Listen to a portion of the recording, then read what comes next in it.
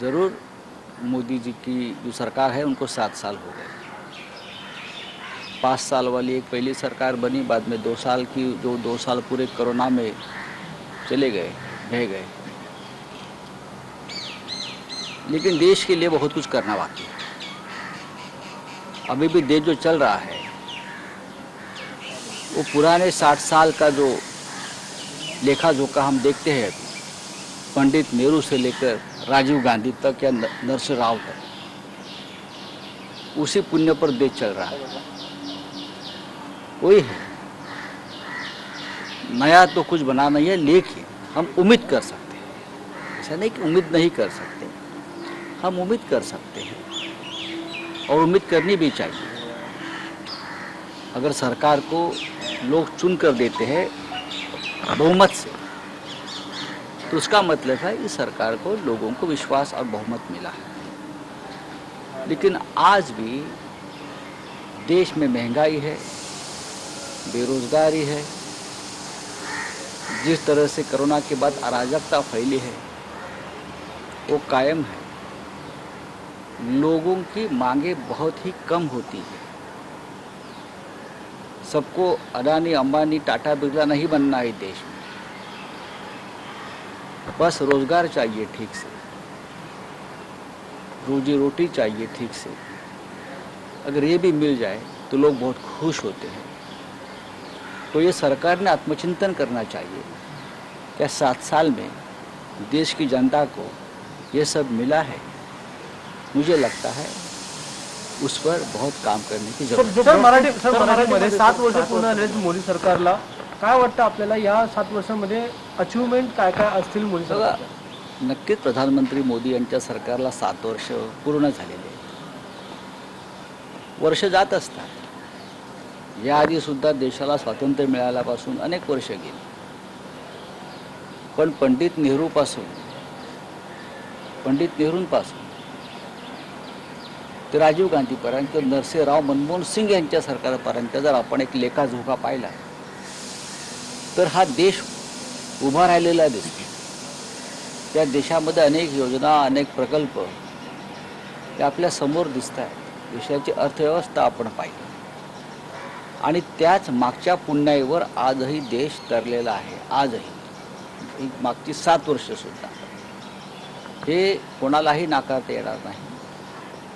अर्थात प्रधानमंत्री मोदी आणि त्यांच्या सरकारकडे पूर्ण बहुमत आहे. लोकांनी त्यांच्यावरती विश्वास व्यक्त करून त्यांना सत्तेवर बसवलं.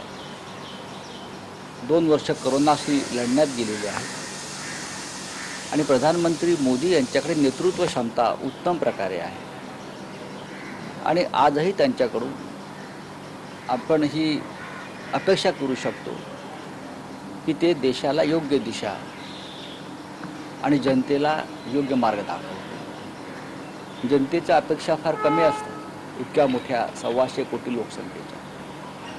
रोटी, कपडा, मकान ज्याला आपण प्रत्येकाला टाटा, बिर्ला, अंबानी, अडानी हे व्हायची गरज नाही आहे. त्यांची अपेक्षाही नसते.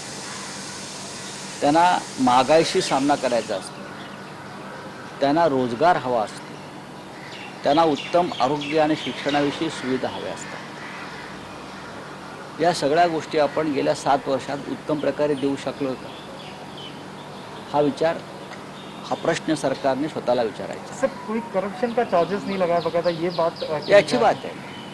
अच्छी बात है. मानते हैं कहीं ना कहीं इसको? करप्शन का चार्ज नहीं लगा है, अच्छी बात है.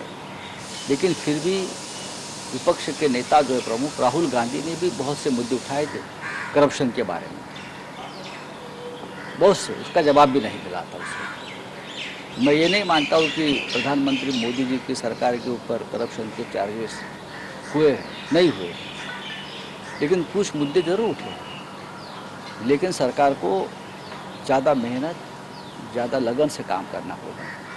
जिस प्रकार की हालत इस देश में बनी है, खास करके अर्थव्यवस्था के बारे में, हेल्थ के बारे में, बेरोजगारी के बारे में, तो जनता चाहती है कि उनको बस 2 वक्त की रोटी आप चाहिए और रोजगार. Sir, non BJP rule state के जो सीएम्स हैं कहीं ना कहीं उनको इम्पोर्टेंस नहीं दिया जा रहा है. जैसे साइक्लोन रिव्यू मीटिंग थी, ममता बनर्जी नदारद रही वो मीटिंग को लेकर. देखिए, पश्चिम बंगाल और केंद्र का संघर्ष तो जारी रहेगा, पहले भी था। लेकिन मैं मानता हूँ कि केंद्र सरकार राज्य सरकारों के माए बाप होते हैं। अगर एक राज्य में एक सरकार चुनकर आई है तो उनका गार्डियन यानी यानी यानी माता पिता सब कुछ केंद्र सरकार होती है। तो पुरानी बातें भूलकर, राजनीतिक विरोध और मतभेद भूलकर राज्य सरकार को अपने बच्चे जैसा पालने का दायित्व केंद्र सरकार का होता है। सर टूल किट को बात ऐसी है कि ममता बनर्जी ने जो बात कल सामने रखी है वो भी आप नज़रअंदाज नहीं कर सकते। साइक्लोन की जायजा लेने के लिए प्रधानमंत्री जी बहुत से राज्यों में गए, गुजरात में गए, उड़ीसा में गए, पश्चिम बंगाल में भी गए। लेकिन लीडर ऑफ अपोजिशन को उस बैठक में सिर्फ पश्चिम बंगाल में गए, उड़ीसा में नहीं, गुजरात में नहीं। तो ये तो चुभने वाली बात है किसी भी मुख्यमंत्री को। तो अगर मुद्दा उठाया है ममता जी ने तो प्रधानमंत्री जी ने उसके ऊपर विचार करना चाहिए। सर महाराष्ट्रात देखील सायक्लॉनच्या वेळी पंतप्रधान आले नव्हते. आता पश्चिम बंगालच्या ठिकाणी देखील एक नवीन वाद झाला. काय वाटतं कुठे ना कुठे भेदभाव केला जातो केंद्र का? सरकारने कोणत्याही प्रकारचे अशा प्रकारचे वाद स्वतःहून उकरून काढू नये. खास करून नरेंद्र मोदी देशाचे नेते आहेत, प्रधानमंत्री आहेत. प्रत्येक राज्याला त्यांच्याकडून समान न्यायाची अपेक्षा आहे, प्रत्येक राज्यात. मग तेथे त्या राज्यामध्ये भारतीय जनता पक्षाचं राज्य असो अगर नसो, तुम्ही या देशाचे सर्वोच्च नेते आहात. तुमच्यावर लोकांचा विश्वास आहे आणि तुमच्याकडे लोक फार मोठ्या अपेक्षेने पाहतात. त्याच्यामुळे केंद्रातल्या सरकारनं मी मगाशी म्हटल्याप्रमाणे की आपण सर्व राज्यांचे आणि देशाचे पालक आहोत या भूमिकेतूनच पाहायला हवं. ज्या पद्धतीनं ममता बॅनर्जी यांनी जे प्रश्न उपस्थित केले ते प्रश्नसुद्धा महत्त्वाचे आहेत. विरोधी पक्ष नेत्यांना फक्त पश्चिम बंगालच्याच बैठकीला बोलवण्यात आलं सायक्लॉन संदर्भातल्या वादळासंदर्भात आढावा घेण्यासाठी. ओरिसामध्ये सुद्धा अशा प्रकारचं वादळ आलं, तिथे बैठका झाल्या, तिथे विरोधी पक्ष नेत्यांना बोलवलं नाही. गुजरातच्या बैठकीला विरोधी पक्ष नेत्यांना बोलवलं नाही विधानसभेतल्या. हा प्रश्न उपस्थित केला आहे ममता बॅनर्जी. संसदीय लोकशाहीच्या दृष्टीनं अत्यंत महत्त्वाचा प्रश्न आहे. सर महाविकास आघाडीच्या आणखीन एक मंत्र्यावर पुन्हा एकदा गुन्हा दाखल मला झालेला माहीत आहे. नाही, त्याविषयी मला बोलावं लागेल. मी वृत्तपत्रातून वाचलं. अशा प्रकारचे आरोप विरोधी पक्षाच्या माध्यमातून सातत्यानं होत असतात. बदनामीचं षडयंत्र रचलं जातं, खोटे आरोप FIR दाखल करायला लावले जातात आणि त्यातून मग मंत्र्यांचे आणि सरकारचे राजीनामे मागितले जातात. हे किती काळ चालणार? याआधीसुद्धा असे प्रकार झालेले आहेत. आता अनिल परबांच्या बाबतीमध्ये मी वाचतो आहे ती, पण या संपूर्ण प्रकरणामध्ये कोणतेही तथ्य नाही. याचं उत्तर स्वतः अनिल परब देतील. पोलीस तपासात सुद्धा या गोष्टी स्पष्ट होतील. पण विरोधी पक्षानं आता काही विधायक कार्याकडे वळावं.